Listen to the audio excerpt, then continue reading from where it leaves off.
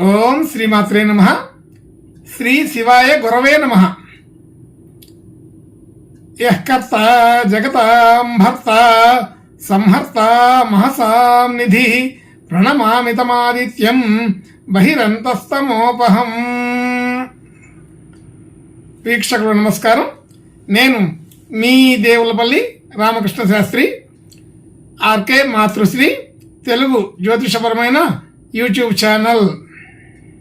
ఇప్పుడు ఫిబ్రవరి నెల 18వ తేదీ నుండి ఫిబ్రవరి నెల 24వ తేదీ వరకు గల గ్రహ స్థితిగతులని ఒకసారి పరిశీలన చేద్దాం. కుంభరాశిలో సూర్యగ్రహం, శనిగ్రహం, అలాగే మీనరాశిలో రాహుగ్రహం, మేషరాశిలో గురుగ్రహం, వృషభ రాశిలో చంద్రగ్రహం, అలాగే కన్యా రాశిలో కేతుగ్రహం, మకర రాశిలో బుధ శుక్ర కుజ గ్రహాలు సంచరిస్తున్నాయి. ఇటువంటి గ్రహ స్థితి గతులని అనుసరించి ఈ వారం రాశులకి వార ఫలాలు తెలుసుకుందాం. ఓం శ్రీమాత్రే నమః. ఇప్పుడు తులారాశి వారి గురించి తెలుసుకుందాం. తులారాశి వారికి రాశి నుంచి 4వ స్థానంలో శుక్ర బుధ కుజగ్రహాలు, అలాగే 5వ స్థానంలో శని రవి గ్రహాలు, 6వ స్థానంలో రాహుగ్రహం, 7వ స్థానంలో గురుగ్రహం, 8వ స్థానంలో చంద్రగ్రహం, అలాగే 12వ స్థానంలో కేతుగ్రహం సంచరిస్తున్నాయి. ఇటువంటి గ్రహ సంచారము వలన ఈ తులారాశి వారికి ఈ వారం సాధారణమైన అనుకూలమైన ఫలితాలే అయినప్పటికీ కూడా సాధారణంగానే ఉంటున్నాయి, మధ్యస్థంగా ఉంటుందని తెలుస్తోంది. ఈ రాశి పైన గురుగ్రహ దృష్టి ఉన్నది, దానివలన అనుకూలమైన ఫలితాలు ఉంటాయి. అయితే అది ఎప్పటి నుంచో ఉన్నటువంటి స్థితే కానీ కొత్తగా వచ్చినదేమీ కాదు. అయినప్పటికీ కూడా గురుగ్రహ దృష్టి ఈ తులారాశి పైన ఉన్నంతకాలం ఎంత వ్యతిరేక ఫలితాలు ఉన్నప్పటికీ దానిలో ఒక రకమైన శుభ లక్షణాలని చూడగలుగుతాము. కాబట్టి ఇది అనుకూలమైన స్థితిగానే చెప్పవచ్చు.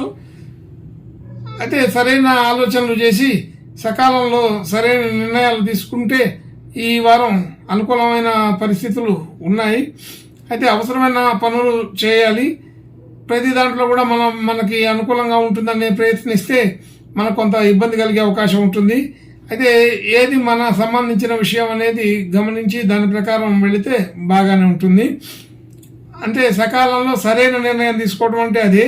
అంటే ఒక చోట గెలిచామని ప్రతి చోట గెలుస్తామని అనుకోవడం పొరపాటు. అలాగే ఒక పని చేస్తే ఉపయోగపడిందని ప్రతి పని ఉపయోగపడుతుంది అనుకోవడం కుదరదు.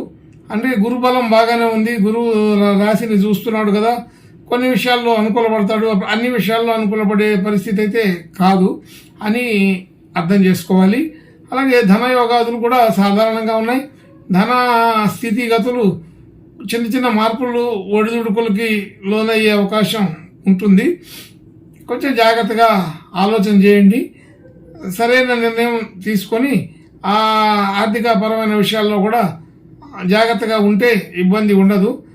అజాగ్రత్తగా ఉన్న వాళ్ళకి మాత్రం కొంత ఇబ్బంది ఉంటుందని తెలుస్తుంది. అయితే గ్రహస్థితి అంత అనుకూలంగా లేదని అర్థం. అలాగే కుటుంబ సభ్యులు బంధుమిత్రులతో అందరితో కూడా పెద్దగా అద్భుతమైన ఫలితాలు కాకపోయినా సాధారణ ఫలితాలు అయితే ఉన్నాయి. గృహ వాహన యోగాదులు అంత మధ్యస్థంగా ఉన్నాయని తెలుస్తుంది.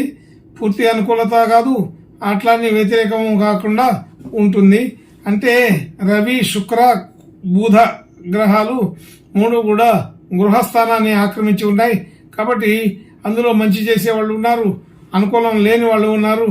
కాబట్టి ఇది మధ్యస్థ ఫలితంగా తెలుస్తుంది. అలాగే విద్యార్థులకి విద్యా అవకాశాలు బాగానే ఉంటాయి. విద్యార్థులు విద్యల్లో రాణించగలుగుతారు, అనుకూలమైన కీర్తి ప్రతిష్టలు పొందగలుగుతారు. విద్యా సంబంధించిన వ్యవహారాలు నడిపే వాళ్ళందరికీ కూడా ఇది వర్తిస్తుంది.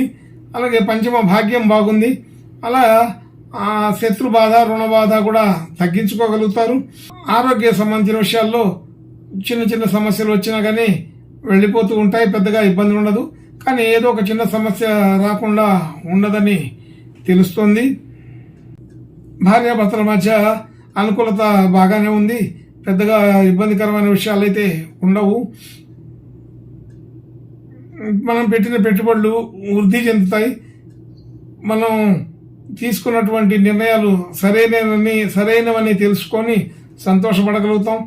మనం ఏదైతే పెట్టుబడి పెట్టామో ఆ పెట్టుబడులన్నీ కూడా మనం పెట్టిన దానికంటే కూడా బాగా ఎక్కువ లబ్ధి పొందే అవకాశం ఉన్నది. భాగ్యస్థితి అనుకూలంగానే ఉంది. అలాగే ఉద్యోగ సంబంధించిన విషయాల్లో ఉద్యోగం చేసే వాళ్ళకి కొంత మంచి అనుకూలమైన గుర్తింపు వచ్చే అవకాశం ఉంది. అలాగే ఉద్యోగ ప్రయత్నాలు చేసే వాళ్ళకి, కొత్తగా ఉద్యోగ ప్రయత్నాలు చేసే వాళ్ళకి కూడా అనుకూలమైన స్థితి ఉంది. వాళ్ళ ప్రయత్నాలు ఫలిస్తాయని అర్థమవుతుంది. వివాహ ప్రయత్నాలు చేసే వాళ్ళకి కూడా ఈ వారం అనుకూలంగానే ఉంది. ప్రయత్నాలు ఫలించే అవకాశం బాగానే ఉంది. ప్రయాణాలు చేయవలసి వస్తుంది. అలాగే శుభకార్యాలకి సంబంధించిన విషయాల్లో పాలు పంచుకోవడం, శుభకార్యాలు సంబంధించిన వ్యవహారాల్లో పాల్గొనడం, బంధుమిత్రులందరినీ కలవడం, ఆనందంగానే ఈ వారం గడపగలుగుతారు. ప్రయాణాలు చేయవలసి వస్తుంది. ప్రయాణాల్లో కొంత అలసట, ఇబ్బంది జరిగే అవకాశం ఉంటుంది. జాగ్రత్తగా చేసుకోవాలి. మనకి సంఘంలో కీర్తి గుర్తింపు కలుగుతుంది. అలాగే 10 మందిలో మాట చెల్లుబాటు అవుతుంటుంది. రాజకీయ లక్షణాలు కూడా కొంత పెరుగుతాయి. ఆర్థిక వనరులు పెరిగే అవకాశం కూడా కనబడుతోంది. అయితే దానికి ప్రణాళికాబద్ధంగా ఆలోచన చేసి ఆ ప్రణాళికని అమలు చేసే దానికోసం ప్రయత్నం చేస్తే అటువంటి వాటి చోట ఆర్థిక బలం పెరిగే అవకాశం ఉంటుంది. అలాగే వ్యయం కూడా పెరుగుతుంది.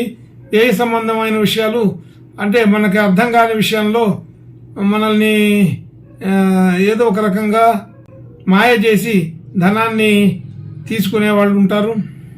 తెలియకుండానే కొన్ని అనవసరమైన ఖర్చులు చేయవలసి వస్తుంటుంది.